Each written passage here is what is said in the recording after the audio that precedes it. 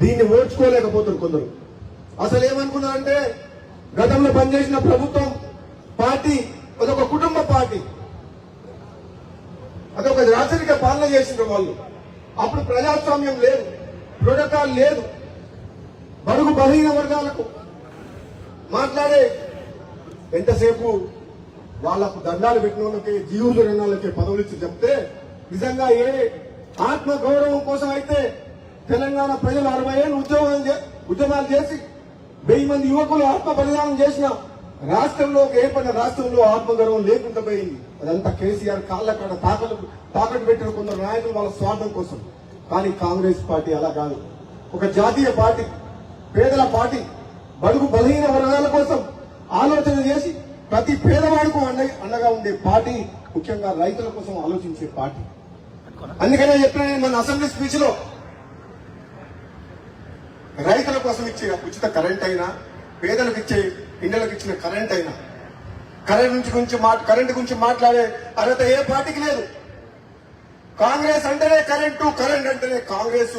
అందుకని ఈరోజు ఉచిత కరెంట్ తీసుకొచ్చి రైతులకు ఆనాడు వైఎస్ఆర్ ప్రభుత్వం రైతులకు కరెంట్ ఇచ్చింది. ఈ రోజు రైతులకు రుణమాఫీ చేస్తామని చెప్పి ఎన్ని కష్టాలున్నా 20,000 కోట్ల రూపాయలు రైతుల అకౌంట్ లో రుణమాఫీ చేసింది. కానీ రాలే, కొందరికి రాలే, ఒప్పుకుంటాం. 22,000 కోట్లు వచ్చిన తర్వాత కొందరు మిగిలిపోయిన మాట వాస్తవం. వాళ్ళకు కూడా రుణమాఫీ చేయాలా ఆలోచన ప్రభుత్వం దగ్గర ఉన్నది కాబట్టి తప్పకుండా రాబోయే రోజుల్లో వాళ్ళని కూడా ప్రభుత్వం ఆదుకుంటుంది.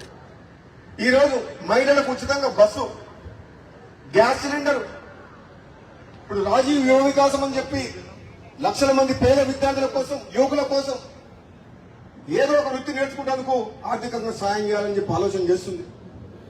బీఆర్ఎస్ ప్రభుత్వం 10 ఏళ్ల పాటు ఇండ్లు కట్టిస్తామని మోసం చేసిన పేదలకు ఇందిరమ్మ ఇండ్లు కట్టాలని చెప్పి ఒక దృఢమైన సంకల్పంతో ఈరోజు కాంగ్రెస్ పార్టీ ప్రభుత్వం నియోజకవర్గానికి 3,500 పేదలకు ఎండలో ఎండి వానలో నడుస్తున్న పేదలందరినీ మేము ఆడుకుంటాం, మాట ఇస్తామని చెప్పి 5 లక్షల రూపాయలు ఇచ్చి స్థలం ఉన్న కట్టిస్తామని చెప్తుంది. అంటే పేదల కోసం ఆహర్నిశలు ఆలోచిస్తుంది. ఆర్థికంగా కష్టాలున్నా, అప్పులు చేసైనా సరే పేదవాళ్లకు అండగా ఉండాలని ఆలోచన చేస్తుంది ప్రభుత్వం. కాబట్టి సోదరులారా, ఈ ప్రభుత్వం పేదల ప్రభుత్వం. ఎవరెన్ని మాట్లాడినా బీఆర్ఎస్ వాళ్ళు మాట్లాడుతున్నారు. 10 ఏళ్లు పరిపాలించింది. ఒక పేదవాడు చదువు గురించి ఆలోచించలే. ఒక పేదవాడు కార్పొరేట్ హాస్పిటల్ ప్రజల రక్తం తాగుతుంటే ఆలోచించలే. గవర్నమెంట్ హాస్పిటల్ పోలేని పరిస్థితి, గవర్నమెంట్ స్కూల్లో పిల్లలు చదువుకోలేని పరిస్థితి. ఏం చేసింది 10 ఏళ్ల పాటు? ధనిక రాష్ట్రం, మిగులు బడ్జెట్ తోటి కాంగ్రెస్ పార్టీ తెలంగాణ ఇస్తే, ప్రజలు నిన్ను నమ్మి ఓటేస్తే రాష్ట్రాన్ని అప్పులు చేసి పేదవాళ్లకు చదువు, విద్య, వైద్యం అందించలేని దీన స్థితిలో ఉంది కాంగ్రెస్ అంతకుముందుకున్న ప్రభుత్వం. కానీ కాంగ్రెస్ పార్టీ ఈరోజు విద్యకు, వైద్యానికి, రైతులకు, పేదలకు అండగా ఉంటామని చెప్తుంది. కాంగ్రెస్ పార్టీని ఆశీర్వదించి ప్రజలు గెలిపించిన తర్వాత అధికారం పైన అసహనంతో 24 గంటలు సోషల్ మీడియాలో బయట వాళ్ళు జీర్ణించుకోలేకపోతున్నారు. అసలు మీరు అధికారంలోకే రాదు, మా దగ్గర డబ్బుంది, అధికారం ఉంది, మేము అహంభావంతో విలబీగింది. ప్రజలు బుద్ధి చెప్పింది. కానీ మేము చేసే మంచి పనులు చేసి చూసి వాళ్ళు ఓర్చుకోలేకపోతున్నారు. 16 నెలలైంది, ఇంకా సమయం ఉంది. తప్పకుండా ఇచ్చిన హామీలు నెరవేరుస్తుంది కాంగ్రెస్ పార్టీ. ఈ ప్రాంతం అభివృద్ధి చెందుతుంది. మీ అందరు చెప్తున్నా, మళ్ళా ఇంతకుముందు నా పాటలో ఉంది, నేను మళ్ళీ చెప్తున్నా, ప్రతి ఎకరానికి సాగునీరు ఇచ్చే బాధ్యత కోమటిరెడ్డి రాజగోపాల్ బాధ్యతది. ఈ కాలువలు కంప్లీట్ చేసి ఇదే మూసి పాడే కాలువలల్లా కృష్ణా నీళ్ళ, గంధమల్ల రిజర్వాయర్ నుంచి, బసవాపూర్ నుంచి, డిండి ప్రాజెక్ట్ ద్వారా వచ్చే శివనగూడ వచ్చే రిజర్వాయర్ నుంచి మళ్ళా నారాయణపూర్ రిజర్వాయర్ కట్టి ఈ చౌటుపల ప్రాంతాన్ని ఆదుకునే బాధ్యత నాది. మన జిల్లా మంత్రి ఉత్తమ్ కుమార్ రెడ్డి గారు ఉన్నారు. నాకు తెలిసి గతంలో ఎప్పుడూ ఏ ఇరిగేషన్ మినిస్టర్ అంత కష్టపడలేదు, ఏ సివిల్ సప్లైస్ మినిస్టర్ పేదవాళ్ళ గురించి ఆలోచించలేదు. 24 గంటలు కష్టపడి ఈ రోజు ప్రాజెక్టుల గురించి వాళ్ళు ప్రాజెక్టులు కట్టి అప్పులు చేసి కూలగొడితే ఈ రోజు శ్రీశైలం టనల్ యాక్సిడెంట్ అయితే ఈ రోజు వర్క్ ఆగిపోతే 24 గంటలు కష్టపడుతుంది. అదేంటి పట్టించుకొని ప్రాజెక్టుని ఈ రోజు స్టార్ట్ చేసి నల్లగొండ జిల్లాను సస్యశ్యామలం చేయాలని కష్టపడుతుండ్రు. వాళ్ళు దొడ్డు బియ్యం ఇస్తే దళార్ల చేతిలోకి పోతే సన్న బియ్యం ఇచ్చి పేదోడికి అన్నం పెడుతూ రెండు పూటలు పెడతలేడా? సన్న బియ్యం ఇచ్చిందా లేదా? మరి పేదోళ్లకు నిజంగా అన్నం పెట్టే పార్టీ ఎవరు? కాంగ్రెస్. కళలో కూడా ఊహించిండ్రా? మనిషికి 6 కిలోల చొప్పున ఈ రోజు సన్న బియ్య కార్యక్రమం ఏదైతుందో అది కేవలం పేదల కోసం కాంగ్రెస్ పార్టీ ప్రభుత్వం ఉత్తమ్ కుమార్ రెడ్డి నాయకత్వంలో, రేవంత్ రెడ్డి గారి నాయకత్వంలో నిజంగా ఒక గొప్ప పథకం, చరిత్రలో నిలిచిపోయే పథకం. అటువంటి పథకాన్ని తీసుకొచ్చి పేదవాళ్లకు 2 పూటల ఆకలితో పడుకోవద్దు, అన్నం పెట్టాలని ఆలోచన చేసింది ఈ కాంగ్రెస్ పార్టీ ప్రభుత్వం.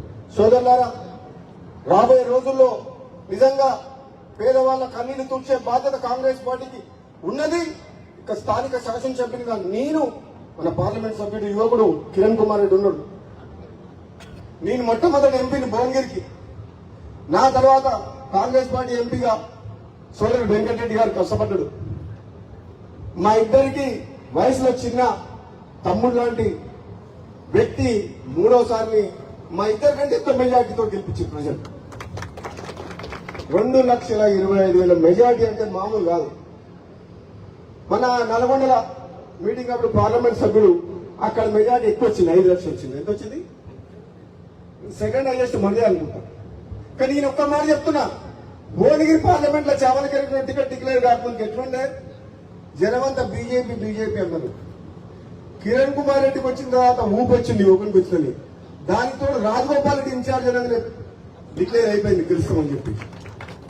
నేను చెప్తున్నా, నల్గొండ పార్లమెంట్ గెలిపించిన అక్కడ వరకు మీ 5.5 లక్షల మెజార్టీ ఎంతో దానికి బరాబరి 2,25,000.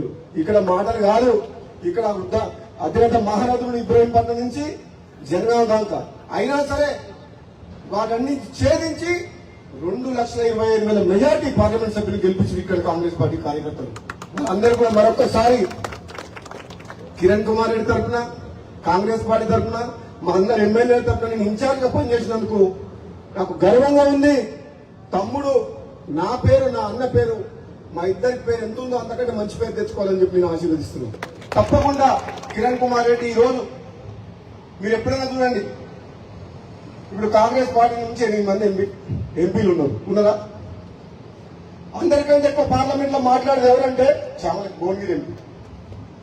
పార్లమెంట్ లో ప్రజా సమస్యల గురించి, తెలంగాణ గురించి ఎవరు మాట్లాడుతున్నారంటే నిజంగా ఇది గర్వంగా చెప్పుకోవచ్చు. ఈ రోజు మన చామల కిరణ్ కుమార్ రెడ్డి మన పార్లమెంట్ సభ్యుడు, తెలంగాణ ప్రజల తరఫున పార్లమెంట్ లో